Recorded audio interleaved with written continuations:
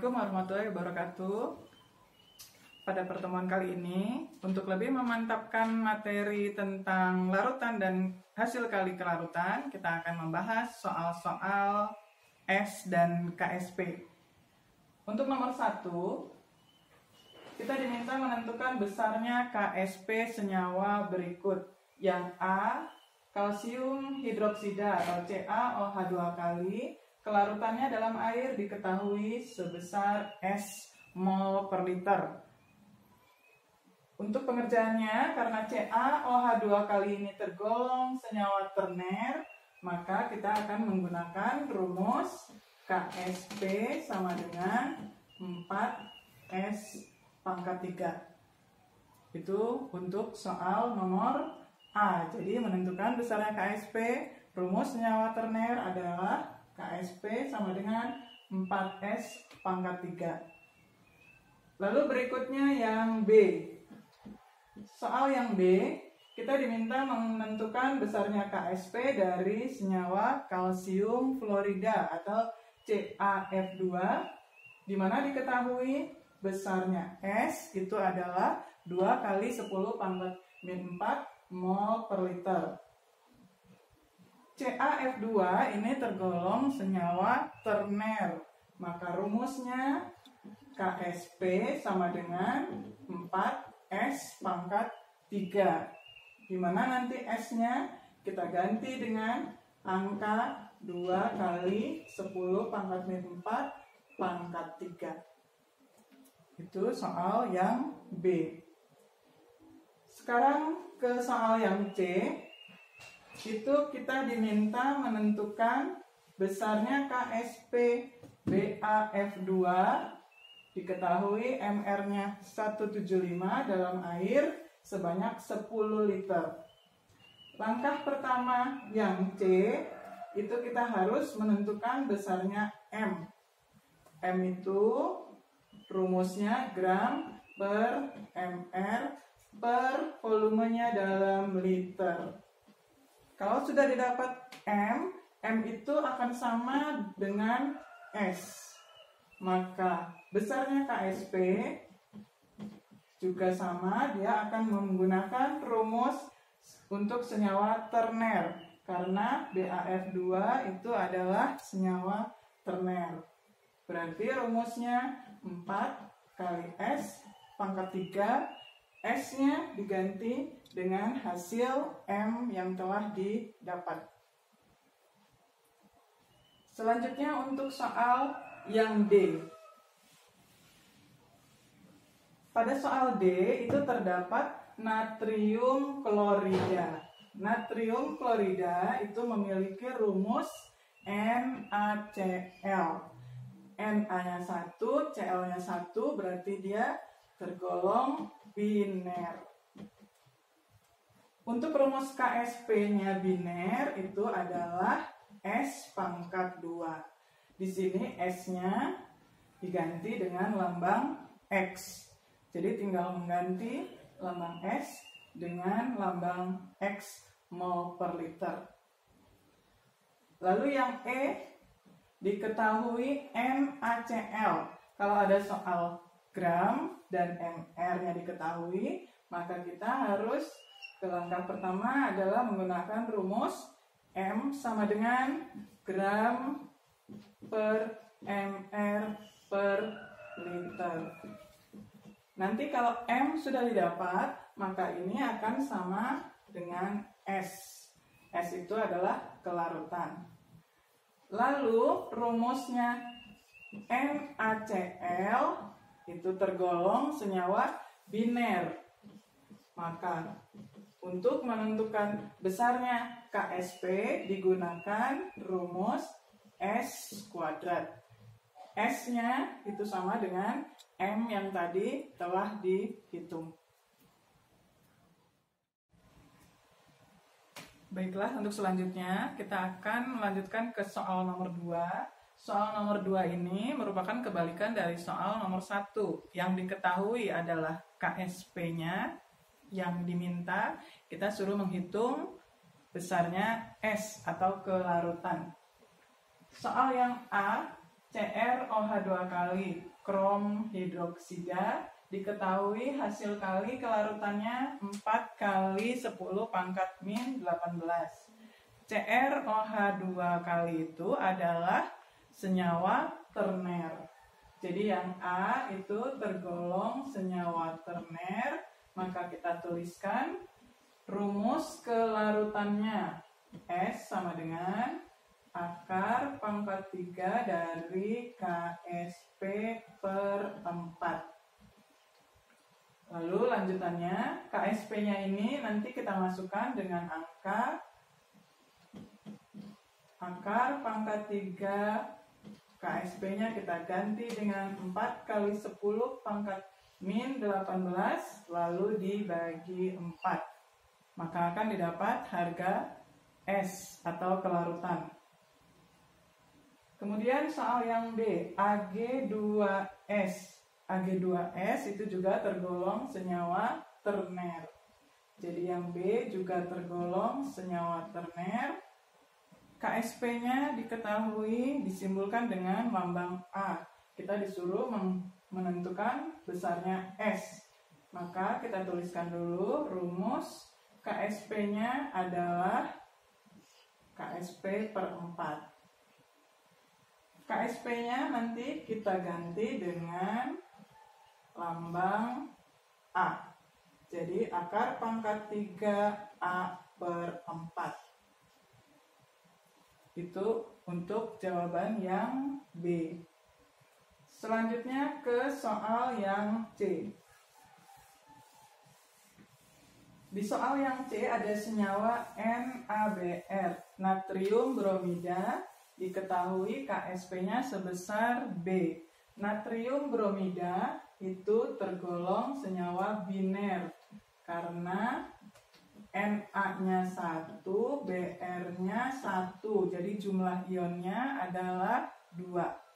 Biner untuk menentukan besarnya KSP itu adalah S sama dengan akar KSP. Nanti KSP-nya tinggal diganti dengan lambang B. Jadi S sama dengan akar B. Lalu yang D. Yang D itu senyawanya diketahui K3PO4. Perhatikan K-nya ini ada 3. PO4 dihitung satu kesatuan, berarti jumlah ionnya adalah 4. Maka dia tergolong senyawa kuaterner.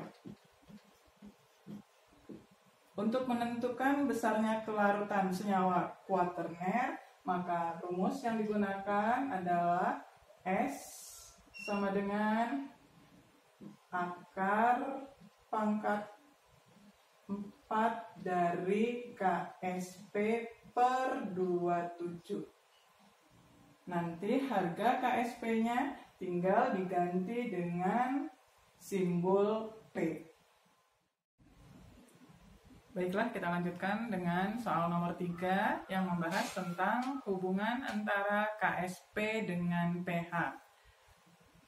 Soal nomor 3 yang A, diketahui senyawa krom hidroksida atau CrOH 2 kali itu adalah tergolong senyawa terner. Diketahui hasil kali kelarutannya 4 kali 10 pangkat min 3. Kita disuruh menentukan besarnya pH. Langkah pertama dari yang A, kita harus menentukan besarnya S. S dari senyawa terner adalah rumusnya KSP per 4. Jadi kita hitung akar pangkat 3 KSP-nya kita ganti dengan 4 kali 10 pangkat min 3. Nanti didapat hasil S. Dilanjutkan dengan menghitung pH. pH-nya itu dari CrOH 2 kali itu tergolong basa kuat, berarti rumusnya adalah min log B kali M. M-nya ini nanti kita masukkan hasil dari S yang tadi sudah didapat. B-nya ini adalah jumlah OH-. Di sini OH-nya diketahui ada 2, maka nanti B-nya diganti angka 2. Itu soal yang A. Berikutnya ke soal yang B. Diketahui asam sulfat. Asam sulfat itu rumusnya adalah H2SO4. Jumlah ionnya ini 2, lalu ditambah SO4 itu dihitung satu kesatuan, jadi dihitung 1 ion, maka jumlahnya adalah 3 ion atau disebut senyawa terner. Langkahnya sama. Pertama menghitung S, akar pangkat 3 dari KSP per 4. KSP-nya nanti kita masukkan angka 10 pangkat min 4.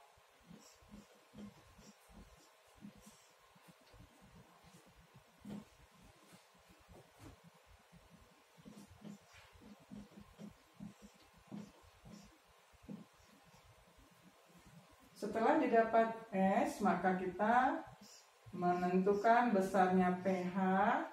H2SO4 tergolong asam kuat, berarti pH-nya rumusnya min log A kali M. A itu adalah jumlah H, berarti nanti kita ganti angka 2. M-nya itu didapat dari hasil perhitungan S.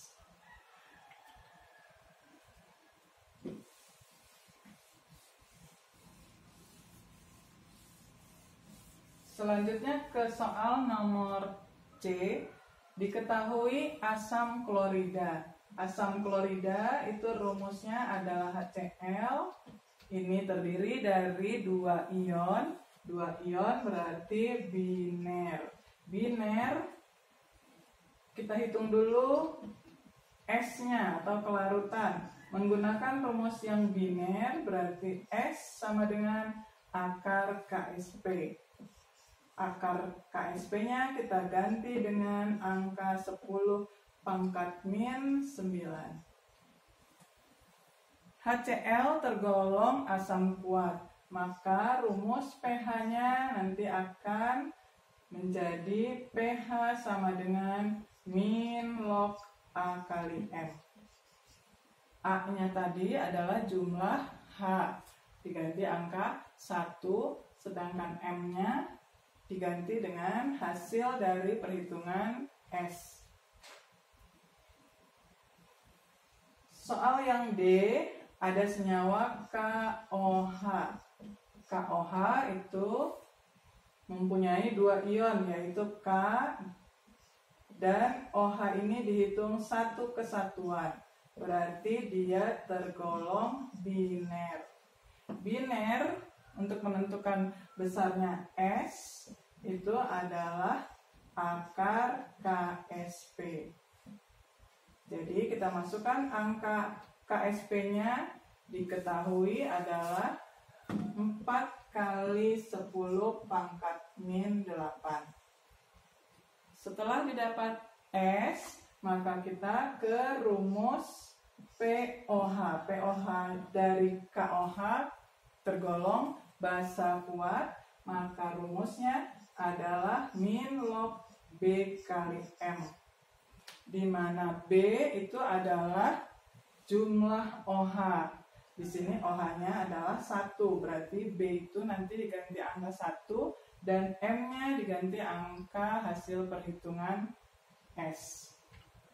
Setelah POH, lalu langkah terakhir adalah menghitung pH.